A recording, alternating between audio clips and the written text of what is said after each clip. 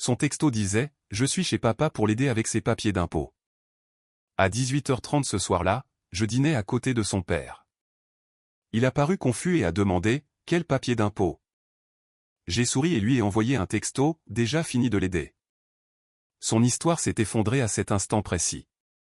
Je dînais avec mon beau-père quand ma femme a franchi la porte d'entrée, s'attendant à me trouver seul et sans méfiance. Au lieu de cela, elle m'a trouvé assis en face de son père, partageant un repas et une conversation. L'expression sur son visage était inestimable. Je lui ai adressé un sourire narquois et ai prononcé la phrase que j'avais répétée tout l'après-midi. C'était rapide, déjà fini avec lui. Son père a cligné des yeux, perplexe, et a demandé quel papier d'impôt était terminé et avec qui. Laissez-moi vous ramener une semaine en arrière. Mon monde a basculé quand mon amie m'a pris à part après le travail. Elle avait l'air mal à l'aise, presque malade, en me disant qu'elle avait vu ma femme partager un moment très intime avec un autre homme devant l'agence immobilière où elle travaille. C'était le genre de moment qui se produit quand on pense que personne ne regarde. Je ne voulais pas y croire. Mon premier instinct a été de la défendre, de trouver une explication innocente. Mais au fil des heures, les pièces ont commencé à s'assembler. Les nuits tardives à faire visiter des propriétés, l'attention accrue qu'elle portait à son apparence, la façon dont elle était devenue protectrice avec son téléphone. Le plus troublant, c'est que je ne supportais soudainement plus son contact. L'idée d'être proche d'elle me donnait la nausée. Même son parfum semblait différent, étranger. Au cours des jours suivants, j'ai commencé à prêter plus d'attention, à écouter vraiment ses excuses, à observer son langage corporel quand elle mentait.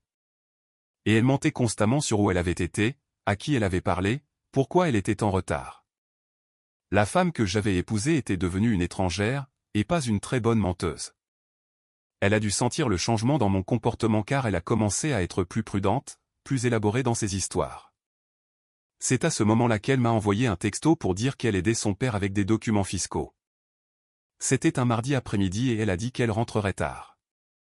Quelque chose dans ce texto me semblait bizarre. Son père est méticuleux avec ses finances et s'occupe de tout lui-même. De plus, ce n'est même pas la saison des impôts. J'ai décidé de vérifier son histoire. J'ai conduit directement chez son père, une modeste maison de plein pied de style ranch à environ 20 minutes de route. Sa voiture était dans l'allée, mais il n'y avait aucun signe de ma femme. Pas de voiture supplémentaire, rien. J'ai frappé à la porte et il a répondu avec une surprise sincère. « Salut, qu'est-ce qui t'amène ici ? Entre. » J'ai regardé autour du salon. Pas de papiers étalés sur la table. Pas de calculatrice ou de documents en vue. Il regardait juste les nouvelles du soir et semblait complètement détendu. Je me suis dit que je passerais voir comment tu allais, ai-je dit en gardant un ton décontracté. Ça fait un moment que je ne t'ai pas vu. Il a souri chaleureusement. Cet homme m'avait toujours traité comme le fils qu'il n'avait jamais eu. Il aimait sincèrement passer du temps avec nous, et le sentiment était mutuel, ce qui rendait ce que j'étais sur le point de découvrir encore plus douloureux. Je vais bien. Je pensais justement à vous appeler aussi. Ça fait trop longtemps que je n'ai pas partagé un bon repas avec ma fille et mon gendre préféré. C'est là que l'idée m'est venue. Tu sais quoi? Pourquoi ne viendrais-tu pas dîner ce soir? Je comptais cuisiner de toute façon. Son visage s'est illuminé. Ça a l'air merveilleux. Laisse-moi prendre ma veste. Le trajet de retour vers notre maison en banlieue m'a donné le temps de réfléchir. Si elle aidait vraiment avec les papiers d'impôt, elle appellerait pour voir comment il s'en sortait. Elle mentionnerait nos plans pour le dîner, mais mon téléphone est resté silencieux.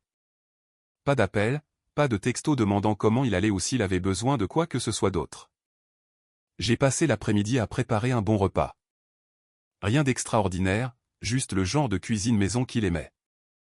Poulet grillé, légumes rôtis, purée de pommes de terre, de la nourriture réconfortante qui donnerait à la soirée une sensation de normalité et de paix jusqu'à ce qu'elle ne le soit plus. Finalement, nous nous sommes assis pour manger. Il me parlait de ses projets de jardinage pour le printemps quand nous avons entendu sa voiture dans l'allée. La porte du garage s'est ouverte et fermée. Ses talons ont claqué sur le sol de la cuisine. Puis elle est apparue dans l'embrasure de la porte de la salle à manger. La couleur a quitté son visage. Sa bouche s'est ouverte puis refermée. Comme un poisson qui suffoque. Elle est restée figée, tenant toujours son sac à main et ses clés, essayant clairement de comprendre ce qu'elle voyait. « Salut chérie », ai-je dit calmement, en coupant un autre morceau de poulet. « Comment s'est passée la préparation des impôts ?» Elle a réussi un faible sourire. « Oh, ça s'est bien passé. »« Salut papa. Je ne m'attendais pas à te voir ici. » Son père a semblé confus. « La préparation des impôts. De quoi parles-tu, ma chérie ?» C'est à ce moment-là que j'ai lâché la phrase qui bouillait en moi tout l'après-midi. C'était rapide, déjà fini avec lui. Le silence qui a suivi était assourdissant. La confusion de son père s'est approfondie, et il a regardé de l'un à l'autre avec une inquiétude croissante. Quel papier d'impôt? Fini avec qui? Le visage de ma femme est passé du pâle au rouge en quelques secondes. Des perles de sueur se sont formées sur son front, et je pouvais voir son esprit s'emballer, essayant désespérément de construire une explication qui tienne la route. Mais il n'y en avait aucune. Elle avait été prise dans un mensonge si évident, si facilement réfutable que même l'excuse la plus créative ne la sauverait pas. « Salut, je veux dire, tu ne m'as pas appelé pour. » Elle a regardé son père, impuissante. Il a secoué la tête lentement. « Je ne t'ai pas parlé depuis 3 jours, ma chérie. Et je ne t'ai certainement pas demandé d'aide pour des papiers d'impôt. Je les ai terminés il y a des semaines. » Le piège était parfait, net, irréfutable. Et le meilleur, c'est que je n'avais pas à être le méchant. Je n'avais pas à l'accuser de quoi que ce soit. Ses propres mensonges l'avaient piégé juste devant la personne dont l'opinion comptait le plus pour elle. Son père, qui l'avait élevée seule après le décès de sa mère, qui avait toujours été fière de la femme qu'elle était devenue, la regardait maintenant avec une déception et une confusion grandissantes. Elle a essayé de dire quelque chose, mais rien n'est sorti. Le poids du moment l'écrasait, et elle le savait. Il ne s'agissait plus seulement d'être prise en flagrant délit de mensonge. Il s'agissait de tout ce que ce mensonge était censé cacher. Et maintenant, assise à notre table avec son père comme témoin involontaire, la vérité était sur le point d'éclater.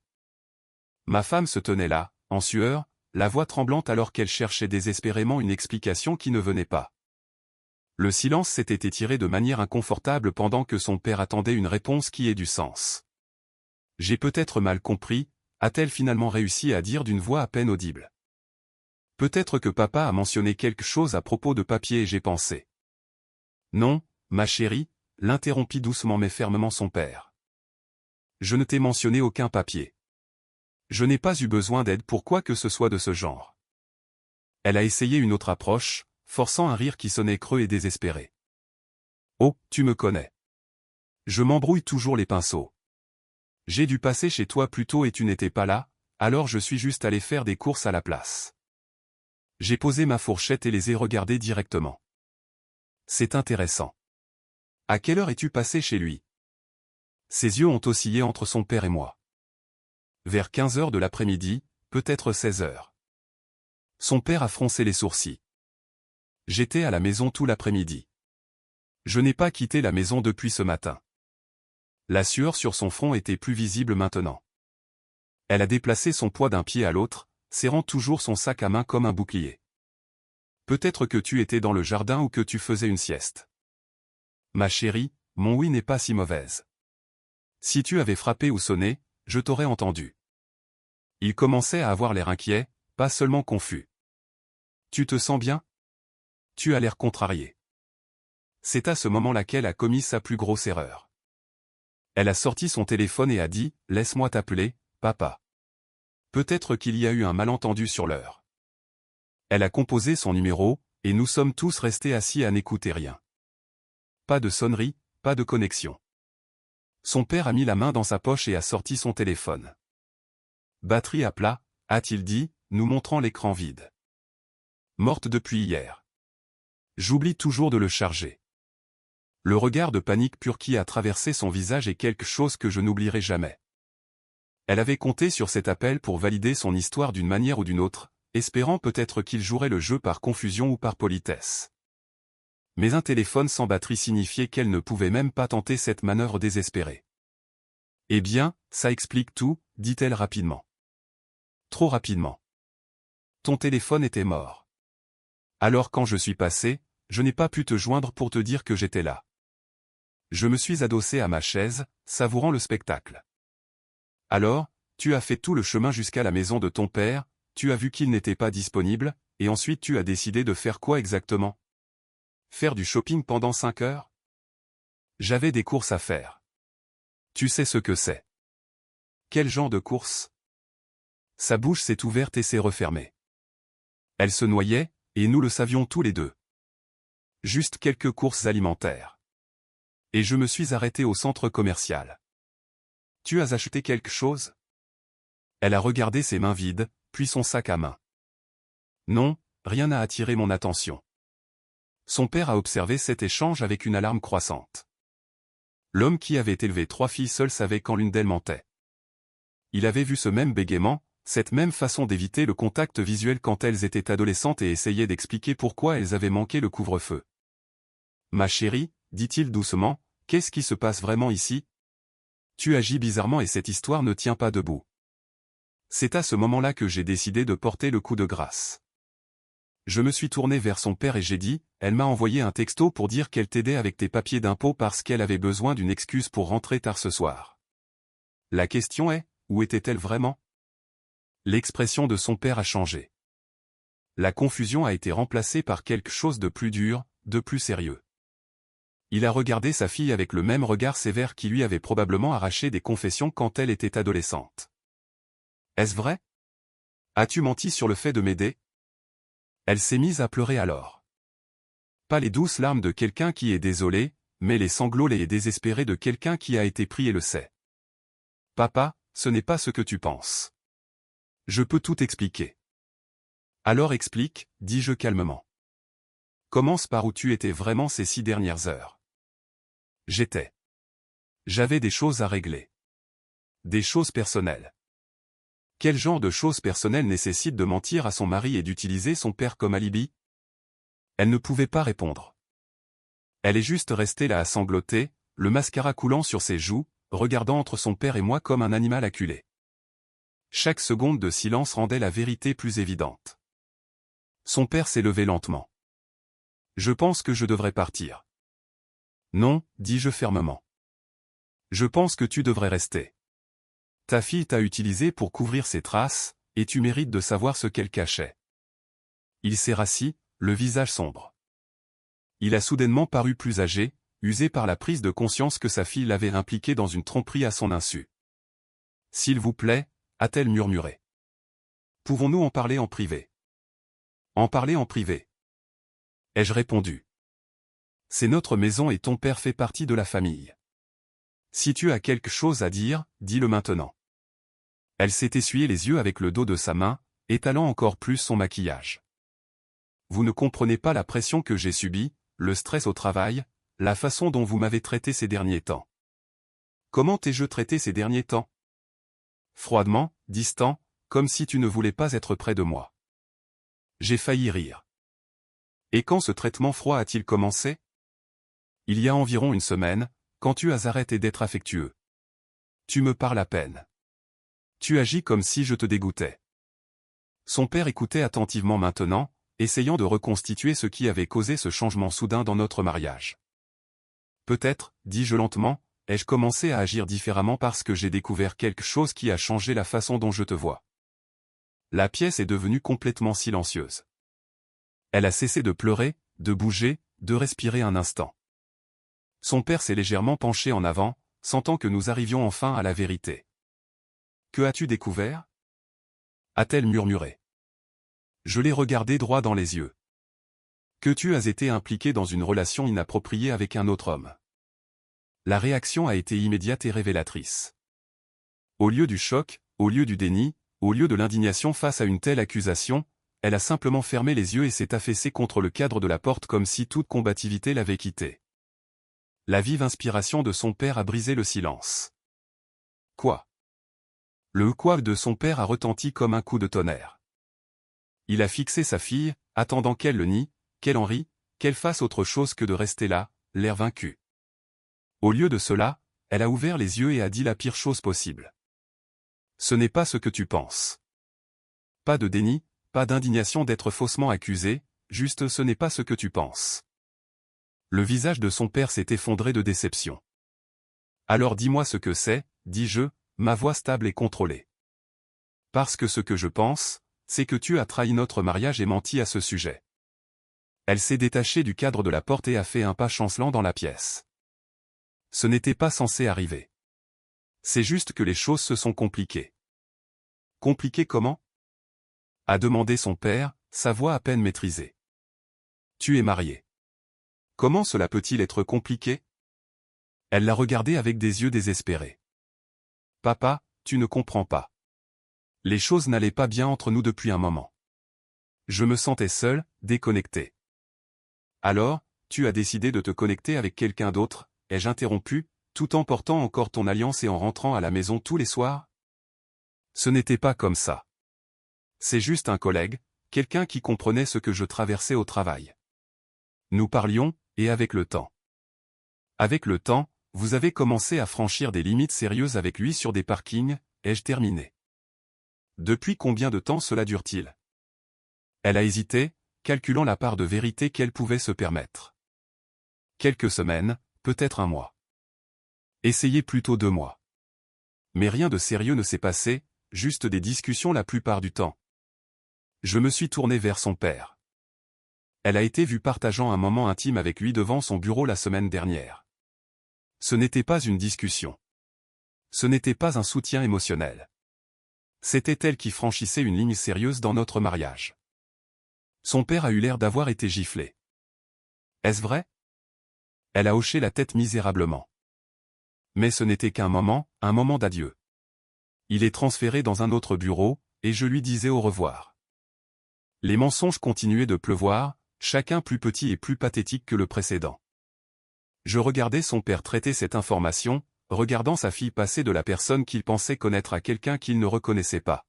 « Qui t'a vu » a-t-elle demandé soudainement. « Est-ce que ça a de l'importance » ? Oui, ça a de l'importance parce que si quelqu'un nous a vus, il a pu mal interpréter ce qu'il voyait. J'ai secoué la tête. Il n'y a pas de malentendu possible sur un moment intime entre deux adultes sur un parking. Il n'y a pas d'explication innocente pour une femme mariée qui sort de son mariage de cette façon. Son père s'est levé brusquement, sa chaise raclant le sol. Je n'arrive pas à croire ce que j'entends. Ta mère t'a mieux élevé que ça.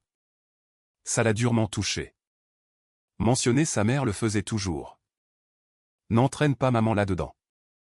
Elle est déjà entraînée là-dedans, a-t-il dit, la voix s'élevant. Chaque choix que tu fais reflète la façon dont elle t'a élevé, la façon dont je t'ai élevé. Et ce n'est pas la personne que nous avons élevée. J'ai fait une erreur, d'accord? Les gens font des erreurs. Des erreurs, ai-je ri. Une erreur, c'est d'oublier d'acheter du lait en rentrant à la maison. Ça, c'était un choix. De multiples choix. Tu as choisi de te rapprocher de cet homme. Tu as choisi de franchir les limites. Tu as choisi de trahir notre mariage. Et tu as choisi de me mentir sur où tu étais ce soir pour pouvoir le revoir. Son visage est devenu pâle. Je n'allais pas le voir ce soir. Alors où étais-tu? Je t'ai dit que je faisais des courses. Arrête de mentir. A explosé son père. Arrête juste de mentir. Tu as assez menti pour une nuit. L'explosion nous a tous choqués. Son père était l'homme le plus doux que je connaisse, lent à la colère et prompt à pardonner. Mais sa patience avait atteint sa limite. Papa, s'il te plaît. Non, j'en ai fini avec les « s'il te plaît ». J'en ai fini avec les excuses. Tu es une femme adulte mariée à un type bien qui t'aime, et tu as tout gâché pourquoi? Des frissons? De l'attention? Tu ne comprends pas à quel point c'était dur. Dur? Je me suis levé à mon tour, ma propre colère finissant par percer. Le mariage est dur pour tout le monde. Tu penses que je n'ai pas eu d'opportunité? Tu penses que je n'ai pas rencontré de femmes intéressantes, attirantes, disponibles? Mais je me suis engagé envers toi. J'ai honoré mes vœux. Je sais, mais... Il n'y a pas de « mais ». Il y a le bien et le mal. Il y a la fidélité et la trahison. Il y a l'honnêteté et ce que tu as fait. Son père secouait lentement la tête. Je ne sais même plus qui tu es. La fille que j'ai élevée n'aurait jamais fait ça. Les gens changent, papa. Oui, ils changent. Et tu es devenu quelqu'un que je ne reconnais pas. Quelqu'un qui ment à sa famille, trahit son mari et trouve des excuses au lieu de prendre ses responsabilités. Le poids de sa déception l'écrasait. Je pouvais le voir dans la façon dont ses épaules s'affaissaient, la façon dont elle semblait rapetisser. L'opinion de son père avait toujours compté plus pour elle que celle de n'importe qui d'autre. Perdre son respect était dévastateur. « Qu'est-ce que tu veux que je dise » a-t-elle murmuré. « Je veux que tu dises la vérité, ai-je dit. Toute la vérité. Plus de mensonges, plus de demi-vérité, plus de minimisation. Que s'est-il vraiment passé entre toi et cet homme » Elle a baissé les yeux vers le sol. Nous avons commencé à parler du travail. Il avait des problèmes avec son manager et je faisais face à des clients difficiles. Nous allions prendre un café après le travail parfois juste pour nous défouler. Quand est-ce que c'est devenu plus que se défouler? Il y a environ 6 semaines. Il traversait un divorce, et je me sentais déconnecté de toi. Nous étions tous les deux vulnérables. Alors, vous avez décidé d'être vulnérables ensemble. Ce n'était pas prévu. Un soir, nous parlions dans sa voiture et les choses ont franchi la ligne. J'aurais dû l'arrêter, mais je ne l'ai pas fait. Et ça a continué à partir de là. Oui. La voix de son père était à peine audible. Comment as-tu pu lui faire ça? Il te traite comme une reine. Il travaille dur. Il pourvoit à tes besoins. Il t'aime inconditionnellement. Et tu le rembourses en te faufilant avec un autre homme. Je sais que c'était mal. Mal ne commence même pas à le décrire, ai-je dit. Ce n'était pas un manquement momentané au jugement. C'est un schéma de tromperie qui dure depuis des semaines. Chaque jour, tu rentrais à la maison. Tu me disais que tu m'aimais. Tu mentais. Elle m'a finalement regardé, et j'ai vu quelque chose qui m'a surpris, du soulagement. Comme si elle était fatiguée de porter le poids de ses secrets. Tu as raison, dit-elle doucement. Je t'ai menti sur où j'étais, avec qui j'étais, ce que je faisais. Et je suis fatigué de mentir. C'était la première chose honnête qu'elle avait dite de toute la soirée. Son père s'est affalé lourdement comme si le poids de sa confession l'avait physiquement épuisé. Il a fixé ses mains pendant un long moment avant de la regarder avec des yeux pleins de douleur. Donc c'est vrai. Ma fille a été infidèle. Le mot l'a frappé comme un coup physique. Papa, ne le dis pas comme ça. Comment devrais-je l'appeler? Quel est le joli mot pour une femme mariée qui sort de son mariage et ment à son mari à ce sujet? Elle n'avait pas de réponse à cela. Moi non plus. Franchement, son père avait touché au cœur du problème avec une honnêteté brutale. Combien de temps comptais-tu continuer comme ça? Ai-je demandé.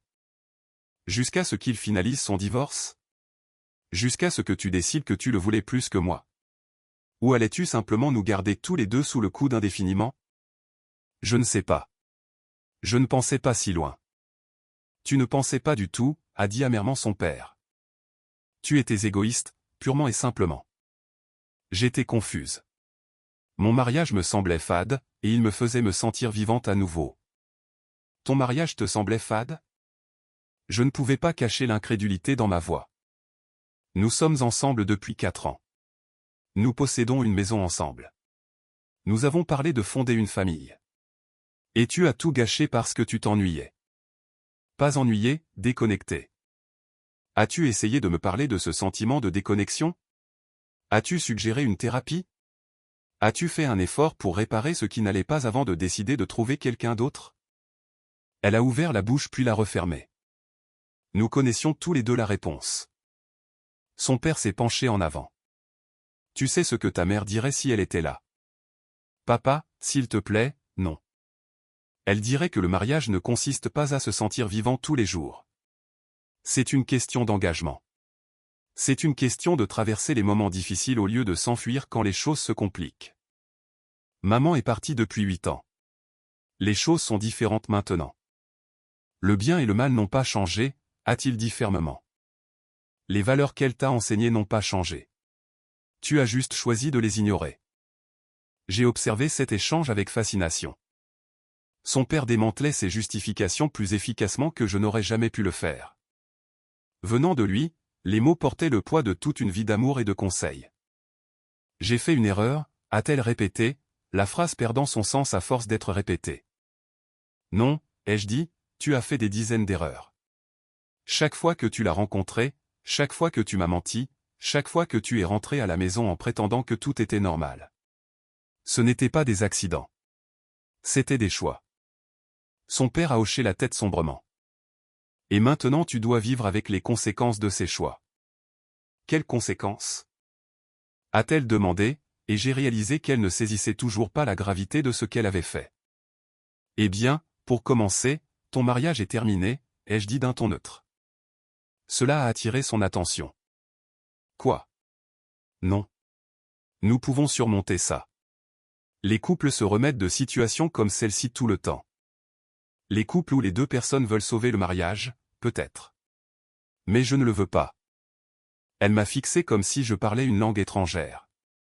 Tu ne le penses pas vraiment. Je le pense absolument. La femme que j'ai épousée n'aurait pas fait ce que tu as fait. La femme que j'ai épousée me respectait, respectait nos vœux, se respectait elle-même. Tu n'es plus cette femme. Les gens changent. Je peux changer à nouveau. Le peux-tu? Peux-tu annuler les 6 dernières semaines? Peux-tu reprendre tous les mensonges que tu m'as dit? Son père a regardé notre échange avec une triste résignation. Il a raison, ma chérie. Certaines choses ne peuvent pas être annulées. Alors c'est tout? Tu vas juste nous abandonner? Il y avait de la panique dans sa voix maintenant. Je n'abandonne rien. Tu as déjà abandonné. Tu as abandonné le jour où tu as décidé qu'un autre homme était plus important que ton mariage. Il n'était pas plus important. Ce n'était pas une question d'importance. Alors de quoi s'agissait-il? Elle a cherché ses mots. Il s'agissait de se sentir désiré, de se sentir spécial. De sentir que quelqu'un se souciait de ce que j'avais à dire. Je me souciais de ce que tu avais à dire. Je m'en suis toujours soucié. Mais apparemment, mon attention n'était pas suffisante, ou n'était pas du bon type, ou n'était pas assez excitante. Son père a secoué la tête. Tu t'entends? Tu le blâmes pour ta trahison. Tu joues la victime dans une situation où c'est toi qui as rompu tes vœux. Je ne joue pas la victime. J'essaie d'expliquer pourquoi c'est arrivé. Pourquoi est-ce que ça a de l'importance? Ai-je dit. En quoi est-ce que ça a de l'importance? La seule chose qui compte, c'est que c'est arrivé, et maintenant nous devons faire face aux conséquences. Les conséquences n'ont pas à inclure le divorce. Si, elles le doivent. Parce que je ne peux plus te faire confiance. Je ne peux pas te regarder sans me demander où tu étais vraiment. Je ne peux pas être proche de toi sans penser à qui d'autre tu as été proche. Je ne peux pas partager un lit avec toi sans me sentir malade. Cette dernière partie l'a durement touchée. Elle n'avait pas réalisé à quel point sa trahison m'avait affecté physiquement, émotionnellement. Je peux regagner ta confiance. Comment? En promettant de ne plus jamais le refaire? En allant en thérapie? En étant extra gentil pendant quelques mois jusqu'à ce que je baisse ma garde? Oui, tout ce qu'il faudra. Ce qu'il faudrait, c'est une machine à remonter le temps. Et comme ça n'existe pas, nous en avons terminé. Son père s'est levé à nouveau. Je pense que je devrais vraiment y aller maintenant. Ce n'est plus ma place. C'est ta place, lui ai-je dit. Tu es de la famille. Tu es le bienvenu ici à tout moment. Mais elle ne l'est plus. La finalité de cette déclaration a semblé les frapper tous les deux. Son père a regardé sa fille avec un mélange d'amour et de déception qui était déchirant à voir. Où suis-je censé aller? A-t-elle demandé doucement. Appelle tes sœurs. Va à l'hôtel. Débrouille-toi. Mais tu ne dors pas dans ma maison ce soir. Notre maison. Ma maison. J'ai payé l'hypothèque pendant que tu étais impliqué avec ton collègue. Son père a grimacé devant ma franchise, mais il ne m'a pas contredit. Il s'est approché de sa fille et a posé ses mains sur ses épaules. Je t'aime, dit-il doucement. Je t'aimerai toujours. J'ai honte de ce que tu as fait, et je suis déçu de la personne que tu es devenue. Tu dois réfléchir longuement et sérieusement à qui tu veux être à l'avenir. Il l'a embrassé sur le front, puis s'est tourné vers moi. Je suis désolé que cela t'arrive. Tu méritais mieux. Merci de le dire. C'est la vérité. Tu as été un bon mari pour elle et un bon fils pour moi. Cela ne change pas juste parce qu'elle a fait de mauvais choix. Alors qu'il se dirigeait vers la porte, elle l'a appelé. Papa, attends. Tu vas juste me laisser ici? Il s'est retourné, et pour la première fois de la soirée, il a fait ses 68 ans. Tu n'es plus une enfant. Tu as fait des choix d'adulte, et maintenant tu dois faire face aux conséquences d'adulte. Ton mari a raison de te demander de partir. Si tu étais mon gendre et que quelqu'un t'avait traité comme ça, je te dirais exactement la même chose. Et sur ces mots, il est sorti, la laissant seule avec moi et les décombres de son mariage. Alors que son père atteignait la porte, je l'ai appelé. Laisse-moi te ramener à la maison. Il s'est retourné et a secoué la tête fermement. Non merci. Je vais appeler un taxi. J'ai besoin de temps pour réfléchir à tout ça. Il a sorti son téléphone, a réalisé qu'il était toujours sans batterie et a soupiré. En fait, je vais marcher jusqu'au coin de la rue et appeler depuis la station-service.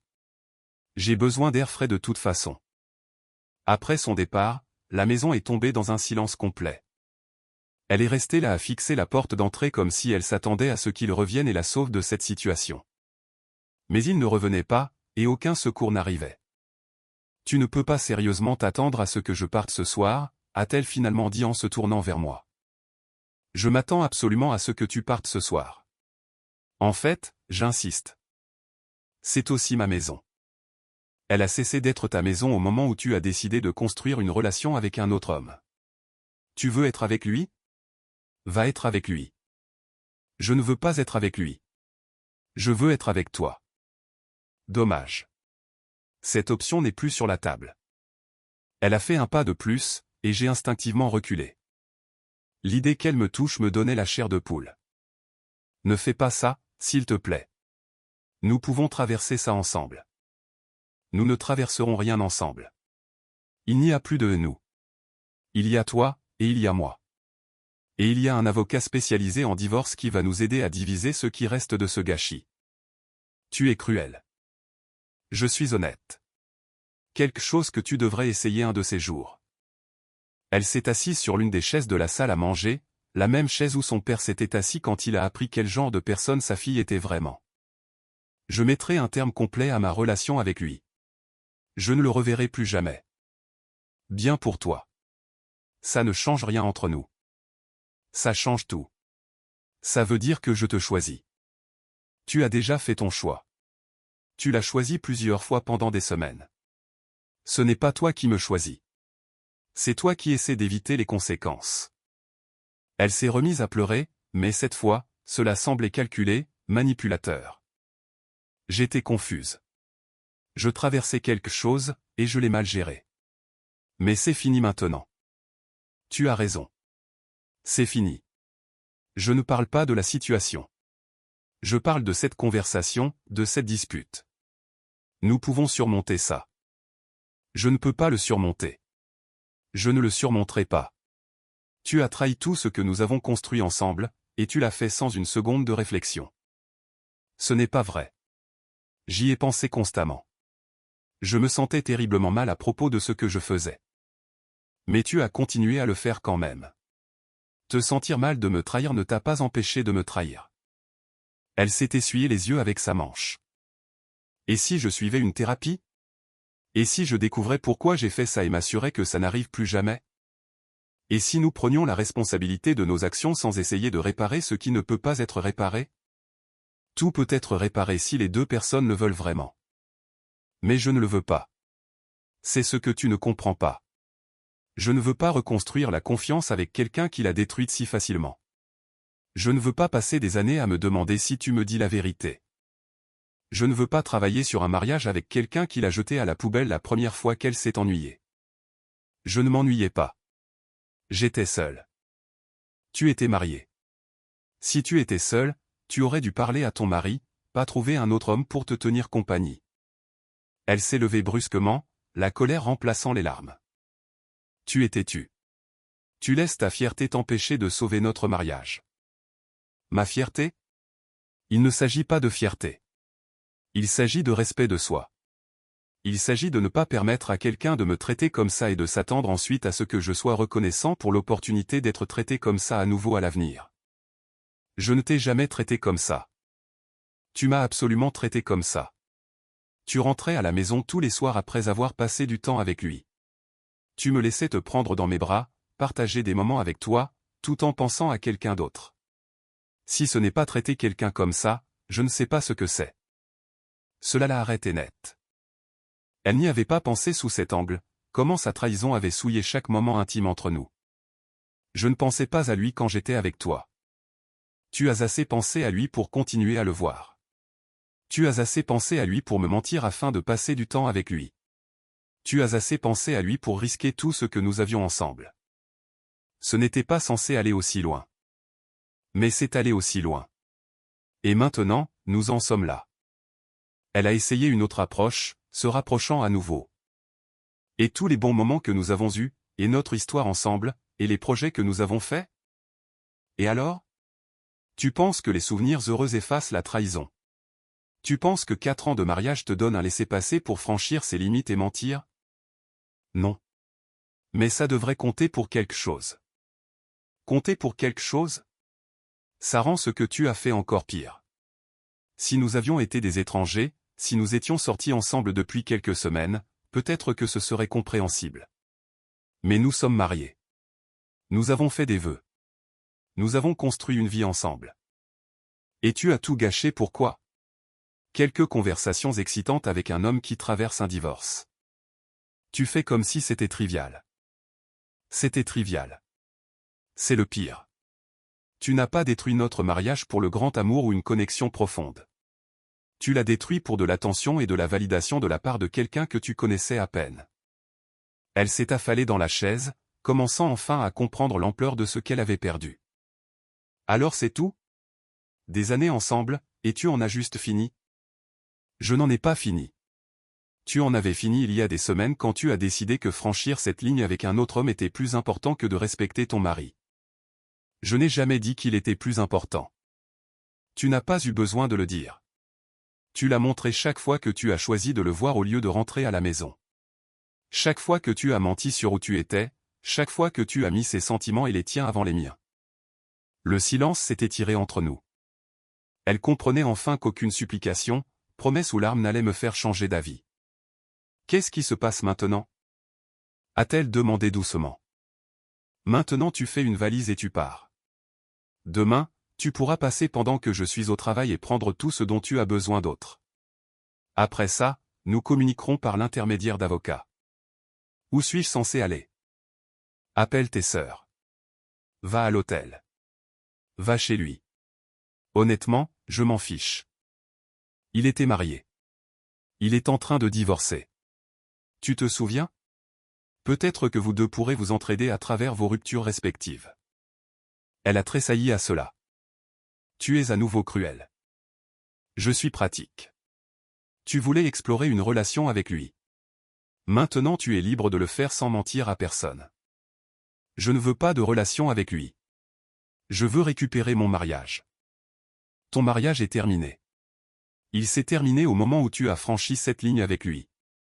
Tout ce qui s'est passé depuis, c'est juste moi qui ai compris ce que tu avais déjà décidé. Elle s'est levée lentement, la défaite écrite sur son visage. Je vais faire une valise. Bonne idée. Pendant qu'elle montait à l'étage, j'ai commencé à débarrasser la table. Son père et moi avions passé un si bon repas avant son arrivée. Maintenant, la nourriture était froide, la soirée gâchée, et tout était différent. 20 minutes plus tard, elle est redescendue avec une valise et ses clés de voiture. Je t'appellerai demain. Ne le fais pas, fais en sorte que ton avocat appelle le mien. Je n'ai pas d'avocat. Alors tu ferais mieux d'en trouver un. Elle s'est attardée à la porte d'entrée, me regardant une dernière fois. Ce n'est pas comme ça que je voulais que les choses se terminent. Ce n'est pas non plus comme ça que je voulais que les choses se terminent. Mais tu as fait des choix qui nous ont menés ici. Et maintenant, nous devons tous les deux vivre avec. Je t'aimais. Non, tu ne m'aimes pas. Si tu m'aimais, tu n'aurais pas fait ce que tu as fait. Ce que tu ressens, c'est du regret, de la culpabilité et la peur d'être seul. Mais ce n'est pas de l'amour. Et sur ces mots, elle est sortie de ma maison et de ma vie. 6 mois plus tard, je dînais à nouveau avec mon ancien beau-père. Même restaurant où nous allions depuis des années, même banquette dans le coin, mais tout était différent maintenant. Comment te traites-tu le nouvel endroit? A-t-il demandé en coupant son steak. Bien. Vraiment bien, en fait. Plus petit que la maison, mais c'est à moi. Pas d'histoire partagée, pas de mauvais souvenirs. Il a hoché la tête en signe d'approbation. Parfois, repartir à zéro est exactement ce dont on a besoin. Nous avons mangé en silence confortable pendant un moment. Notre relation s'était en fait renforcée depuis le divorce. Sans le drame et ses mensonges entre nous, nous pouvions juste être deux gars qui appréciaient sincèrement la compagnie de l'autre.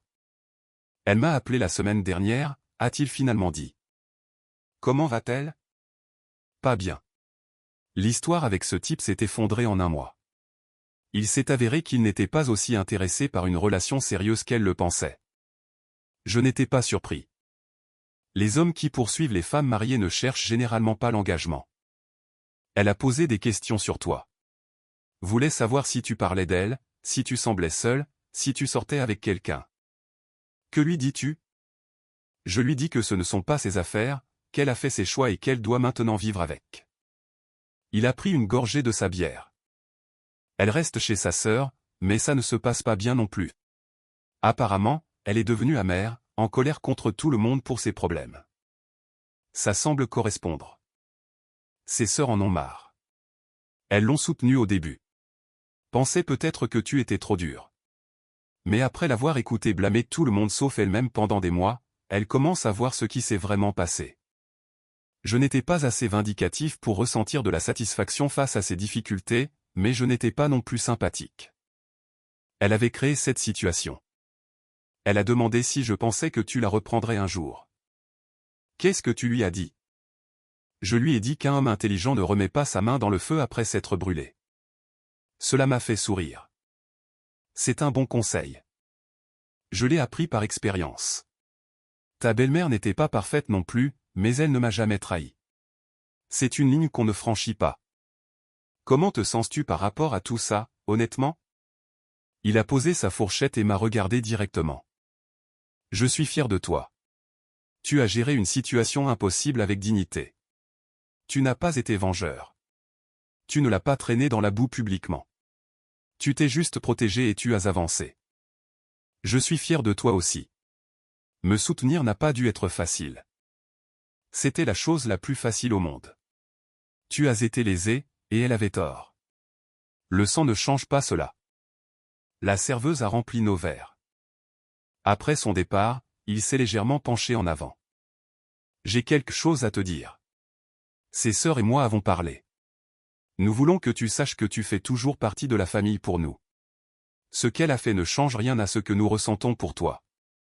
Cela signifie tout pour moi. Bien, parce que je détesterais perdre le meilleur gendre que j'ai jamais eu juste parce que ma fille a fait de terribles choix. Nous avons terminé notre repas en parlant de travail, de sport et de ses projets pour le jardin au printemps. Une conversation normale entre deux hommes qui se respectaient mutuellement. Alors que nous nous préparions à partir, il a posé sa main sur mon épaule. Tu sais, elle espère que tu la contacteras un jour, qu'elle te manquera assez pour lui donner une autre chance. Quelles sont les chances que cela se produise à ton avis? 0. Et j'en suis heureux. Tu mérites quelqu'un qui comprend ce que signifie la loyauté.